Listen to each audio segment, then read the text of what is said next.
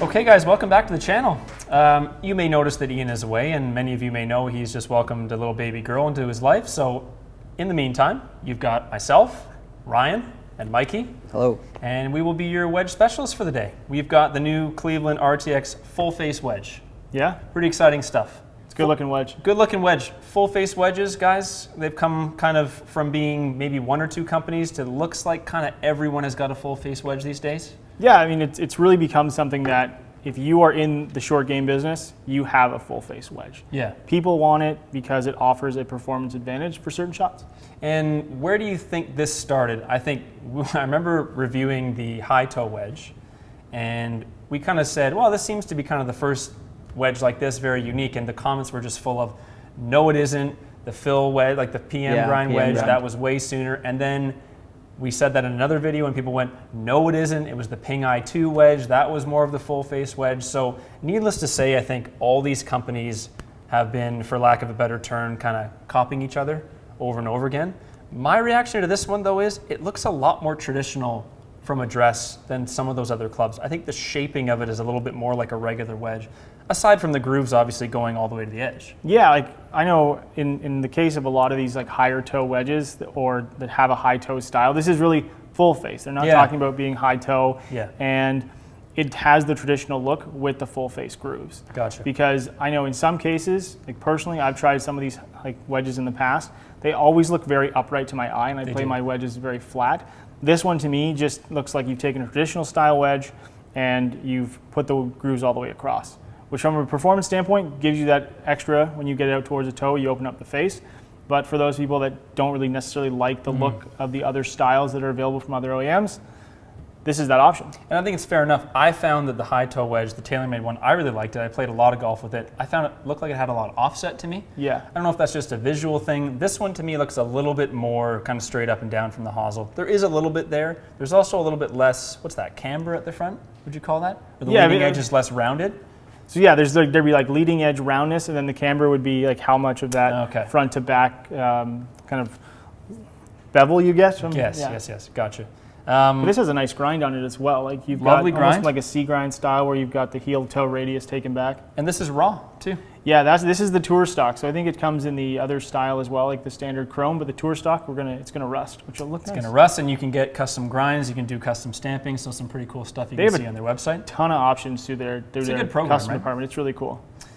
Mikey, you may consider yourself something of a wedge connoisseur. Is that fair to say? That is fair to say. So, first of all, you're holding a ZipCore. Yeah. What do you think of ZipCores from an aesthetic perspective? What did you think of those when you first saw them? I played them last year. Played it just mainly in the 60 degree. Yeah. Loved them. Felt good. They flighted really nicely. They spun like heck. Good. Left it as stock as possible.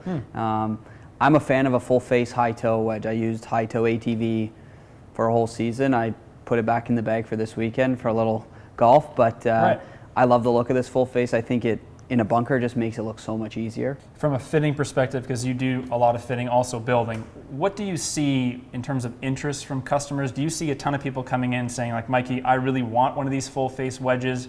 And when they do say that, what kind of player are you looking to give that to? The player that's looking for that high toe, they're coming to us asking for it. We're not, it's a very rare club that we're gonna pull out for a fitting and say, you know, try this. Obviously we wanna see specialty shots with a high toe. I feel like people who are comfortable opening up the club face and hitting flop shots and stuff like that, or comfortable being in those trouble areas, the high toe is for them. Definitely.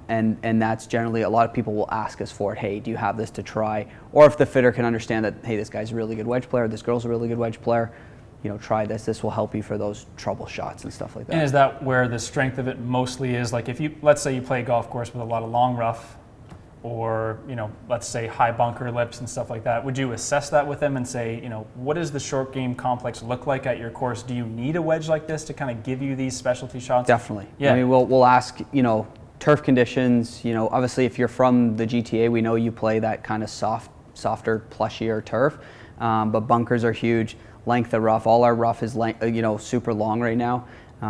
Again, confidence-wise, because of the size of it, I feel like you could use a high toe from anywhere or a full face from anywhere. So what we're going to do is, I think, to me, the question I hear a lot, and just from people I play golf with, is like, what am I doing with this? Why would I want this club? You've got a regular ZipCore 58 there. The bounces are basically the same. You can get a raw version of that. You can grind it the same. People often ask just like, what is the purpose of this? Like, I get it. There's grooves out to the edges. It should help me when I mishit the ball.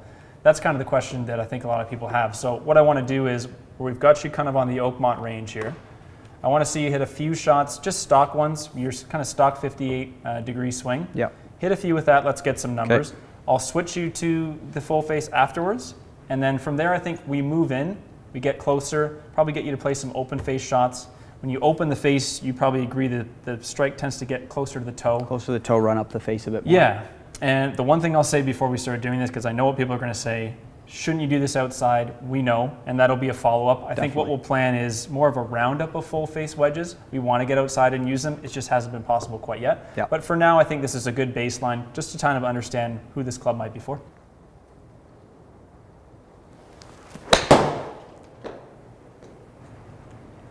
Ooh, long. Good shot there. Good one there, Mike. 10 feet. Even better. Ooh. Might need to put an RTX in the bag again. So those wedge numbers, Mikey, hitting down on it slightly, looks really good. Yeah. Your delivered loft for a 58, that's probably about where you want to see it, around 32 degrees. Yeah. Path and everything are good. Strike point's good. Spin. Nothing to complain about there. Performed really well, eh? Yeah.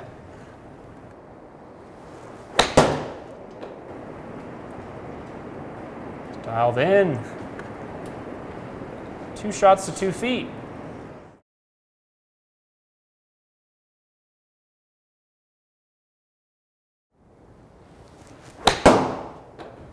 Nice, bud. Gorgeous. 3 in a row. Tap-ins. Beautiful. So Mikey, if you were fitting someone for a 58 degree wedge, these are obviously just one of many shots you would try. This is just the beginning. What do you think of these numbers? You're pretty happy with those? Yeah, good. Spins consistent. Obviously we saw dispersion was pretty tight. It was repetitive, which is nice. And that's the one thing with this, we would call this a stock wedge shot for someone, you know, somewhat full. If we can keep that dispersion as tight as possible and, you know, spin numbers up and, you know, make it robotic for them, so it's a win-win. That's going to help your scores. Definitely. Okay. Standard deviation across the board is really good. So low, isn't it? Yeah. I mean, your 0.3 on all your launch angles, your ball speed wasn't even over 1 for standard, and spin within 200. I can't imagine you noticing 200 RPMs of spin on the golf course. It's just not possible, is it? Great. Okay, cool. Let's switch you out. So you've just been hitting the regular ZipCore. You put this one down at address. What are you seeing? Is it an awkward look? Do you find it fairly close to the other one? Visually, I think high toe looks bigger. Okay, just bigger footprint overall. Even that PM grind looks larger. Yep. 2 things, obviously the head is, to me, looks smaller, but I think it's due to color as well. I find anything that's that darker, raw look is always going to look smaller to me. But looking down at it, you know, it's not, you know, scary to hit it or anything like that. You'd be okay with the look of it? Yeah, you're pretty picky about your wedges, and it's something you would play? Yeah, I would definitely, you know, I could put this in the bag today, no problem. Okay, let's see a couple of these. Okay.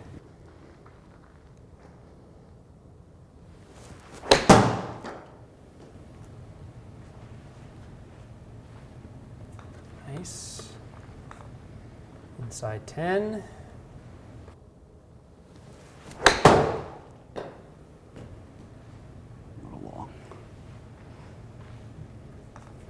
Very nice, bud.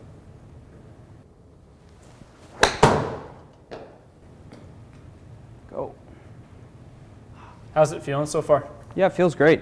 A bit firmer off the ball. A bit firmer off the face. To me, not as high pitched sound. I think the plating maybe from Tour Chrome or you know the Chrome version, the satin, it does offer a little bit higher pitch. But this from the wedges that I've had in my bag for the last 5 weeks, this feels great. So the raw finish, you think, is giving it like a nice kind of acoustic feel? Yeah, it's just another layer that they don't have to put on, and you're basically striking raw material. So that last one there, I think, was a pretty good example. It looks like you're launching it pretty close to where you were launching the other one. Your spin is in a very similar window. You're making pretty similar swings, very neutral, slightly down on it.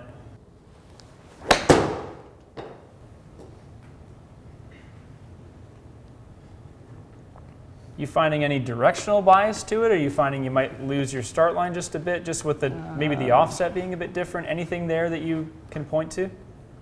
I think maybe I would fractionally bend it a degree flatter. I play my 60s and 58s like 5-6 degrees flat from my 55. Okay. It was. I talked about this a couple weeks ago. Gareth Raflewski came in and he was like, if you're ever struggling with your 60, which I wasn't, and then when he left, I ran to the loft and line, bent my 6. Ever since then, I've played a 60 degree, 5 degrees flatter than normal. But it's not drastic. Maybe that's a little bit why I'm seeing it touch left, but fair. I wouldn't really run and change it right away. Okay, let's see one more.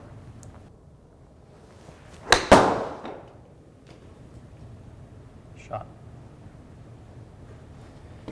So my question would be just even from just a pure comfort standpoint, I went through this a bit when I tried the high toe, and I thought I really liked it around the greens. Something about just the way it looks at address kind of got in my head a little bit, and I found I wasn't super accurate from this 80-yard range. Are you finding maybe just the comfort level, not necessarily the wedge's fault, but maybe just the look of it and the way it sits at address, maybe a bit less of a full swing club for you? Yeah, I would probably, I can guarantee it on the golf course, I would maybe hit this full once. Yeah. Maybe never. Maybe never, yeah. You know, it's you're right, that smaller head, a standard traditional 60 degree, you know, gets closer to that bladey look that, you know, we're probably all confident in hitting. This is obviously different. Yep. But I would, from this shot, I'd rather, you know, hit a light, you know, 56 degree wedge or something flighted than use this. But so we've got a few of the full swings under our belt with both. So I think, Ryan, you'd agree, these types of wedges, the PM grind wedge, the old Ping I2 wedge, the high toe wedge, as you start to get closer to the green, partial shots, crazy flop shots, terrible thick lies, that's where this thing starts to shine. Just briefly take us through tech-wise, like what is going on here aside from just the grooves that you would say is going to help someone play those, I guess, trouble shots, right? It's a trouble shot club. Yeah, you're not going to see a whole lot of players play with these into their gap wedge. I know there are some kind of companies that make it available, but it's really not designed to do that. So with Cleveland, what they've done is they've got ZipCore technology, same as the other wedges, which means they've hollowed out, they've removed material here, added it higher up. They've really shifted that center of gravity away from the hosel. Right. Where this really helps in this case is when you open up the face and you see less face there from, say, the ball's point of view. Well, now when you start getting into this higher area, there's a little bit more mass. Gotcha. So you get spin retention, you get a smaller standard deviation of when you do miss around the face to be able to hold those shots. And then the other part too is because it's a little thicker, it also still feels good. That's nice. So it doesn't feel such a fluffy miss hit if you hit the high part of the face. Exactly. Yep. You'll hit those shots where it kind of feels like there's nothing behind it, and you get the floater, quote unquote.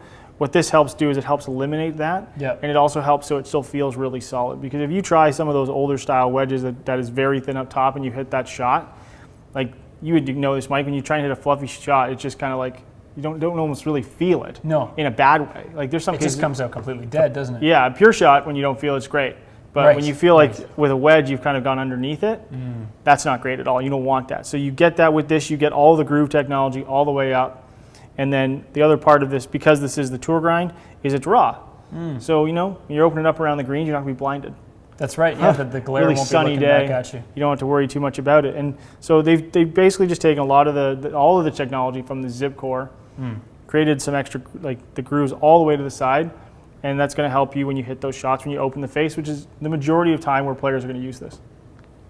Would there be any reason, I've heard people ask me this too, like the grooves going all the way across the face. Is there a reason other than aesthetics and people's preferences? Should every wedge have grooves going straight across the face? Do you find it's tougher to align your shot? Like, what do you think about that? Because that's the first thing people notice is like, oh, okay, there's grooves across. And I get why. If you hit one up here, you still want to get the dirt and the water to channel out. Yeah. When it comes to a Vokey, for example, that's polished here, I've hit shots plenty of times on the polished part and wondered, okay, well, should there be grooves there? Is this just a preference thing? It does come down to preference, and that's where Mike had mentioned earlier in a fitting and about does a player request it or is it something that a fitter is going to recommend? Right. And I think in some cases, like I haven't really messed around with full face grooves on a lot of wedges in the past. It was something that I didn't, because it was associated with a certain style that wasn't like hugely towards my favor. Yes. But with this style here, again, you have something where it helps when you get into those lofts. Yes. Especially the higher lofts. if you were opening up a 52 or let's say a pitching wedge, right? Yeah, of course. It's not a shot that it's very common at all, to the point where, just how companies are always tweaking their grind profiles to fit certain players. One grind doesn't really work that well with a lot of players. They remove it, they add a different grind that people have requested. Right. And in this case, for the higher lofts, I think it's a great option, but I don't think, because a lot of players aren't going to be hitting those full open face lob wedge style shots with those stronger lofted wedges. Of course. This to me is where it really makes the most sense. It doesn't mean that there aren't other companies that don't offer them. Yeah. But I think this to me really does make plenty of sense. Absolutely. So, Mikey, I think the next shot that people would probably like to see is something where you need to get the face open. Okay. So I'm going to move you somewhere where you need to carry the ball over something. Again, I know we're not on real turf. We do intend to do it later, but this is a good baseline test because we're going to be able to measure exactly where Mikey strikes the face. And a lot of those open face shots get high up in the toe, and we'll be able to see how much ball speed keeps on it on the high toe or the full face version versus the traditional version. Yeah. And we'll just see what the performance is like. Love it. Nice, buddy. It's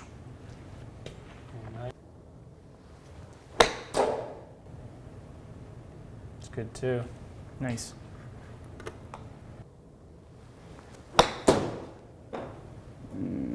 Okay, that's all right. Skinny. A little thin.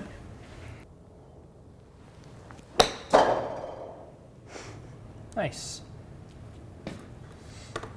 Yeah, so you can see that's really where you're going to contact it. Yeah. In that region there. So when you hit it there, for the most part, it's going to come off a little bit more dead, I guess. A little bit less spin on it, maybe pop up a little bit higher, but tougher to guarantee the carry yardage. Definitely. If you lose a bit of ball speed and dump it in that bunker, now you're looking at making double. Could be a bit of an issue. Yeah. Let's switch you over and see how the full face does.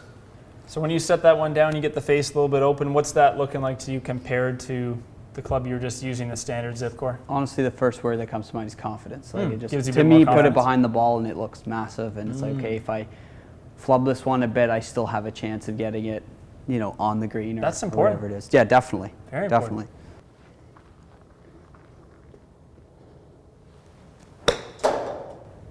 That's really nice, but Good shot. extremely nice. So that last one definitely struck that quite well, more towards the center. Yeah. You got a little more spin on it, a little bit less launch than the other one. Makes sense though, you get a little bit more friction lower in the face. Yeah. I mean, I've literally just felt like I went straight up, like no speed to it whatsoever. Ooh, that's long. Good Spin. too, it's okay. That strike sounded really good. Yeah. So that last shot, pretty interesting. I thought you clipped the first one really nicely, pretty much in the center. That last one quite high on the wedge, 10 millimeters on the wedge is pretty high. You can see launch conditions were still really good. Definitely. Like it didn't pop up. You didn't really drop a whole bunch of ball speed and leave it short. You had plenty of spin on it. It was actually one of your better shots. I think that might be an illustration of what the point of these are. You get high up in the face on a regular wedge, it doesn't have that center of gravity, and that shot may not end up as good. You play somewhere with long rough, early in the morning, wet, whatever. I mean, we have sticky rough here. It gets stuck and it decelerates and you get slower, but it has a chance to run up that face and still go. So. Definitely. Okay, let's see a couple more. It's really nice. Very soft. Comes out really soft. Sounded really good. That was great. Yeah, it just kind of looks like your ease of use with this particular shot, which is a really tough shot. Like most people's nightmare is 35 yards, flopping it over a bunker, trying to make it stop to a pin. It just looks like you can kind of just deliver it. It's forgiving enough. Your strikes have been good, but they're moving around at times. Your low strike there, and I mean low by low of the equator, performed a lot like the ones higher in the face and towards the toe. Definitely. Nice, buddy. Nice shot. Oh, and it's on spin. Do you find you're almost getting more comfortable with it the more shots you hit? Again, sounds crazy, but I love these types of shots. Yeah. But I feel like I could hit this blindfolded and have confidences going forward. So. Yeah, you're definitely getting a very consistent, and you're hitting them within 5-10 feet every single time. In terms of setting up your bag, my question for you would be, let's say you want to put this in, it's your highest lofted wedge.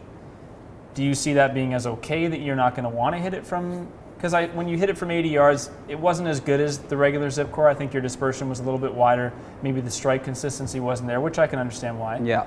Can you see fitting that into your bag, even though it's probably, let's say, 50 yards in and shorter only? Ideally, this wedge would be around the greens, bunkers, rough, and then I'd confidently hit a 50 or 55, 3/4, quarter, half. Yeah. I like those types of shots. You know, those bump and runs, those pitch shots. This guy is more for strictly trouble. Trouble shots. And when you say the bunker, most people notice they'll hit a bunker shot, even if it's a good one. The strike ends up way, way, way up high in the toe there. Do you see that being a benefit because there's so much more mass up there? 100%, yeah, 100%. I think this, like I said earlier, I would love to just put this in a bunker and just see how it performs. So I think this would be, like my ATV back in the day, or the high toe, was a bunker monster. It was so easy to get in a bunker. Yeah, anyone that kind of leaves it in the odd time, just felt like I'd hand it to guys I'd played with, and they'd be like, "This thing's amazing," and it is. The grinds really help you get through the turf, and I'm excited to potentially test this weekend. Take it out. You might take it out on the course. You think? We'll see what happens.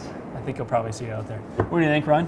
I really like it. I think, again, we've talked about it in the past that lob wedges for a lot of players become specialty clubs. Yes. They're not something where you're going to be taking a lot of full swings, and because it's a club that has a lot of loft, because players struggle with that shot around the greens, anything that gives them extra confidence.